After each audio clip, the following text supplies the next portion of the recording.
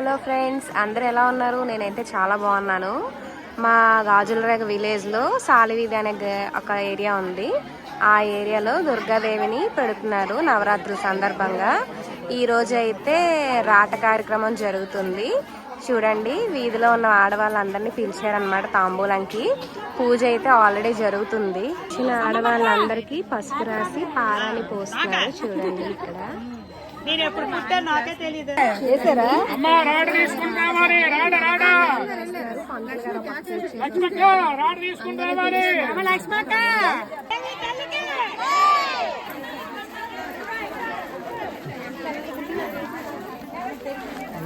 తాంబూలాలు కూడా రెడీ చేసి పెట్టారండి. వచ్చిన వాళ్ళందరికీ తాంబూలాలు ఇవ్వడం కోసం. చూడండి, నేను కూడా తాంబూలం అయితే తీసుకున్నాను.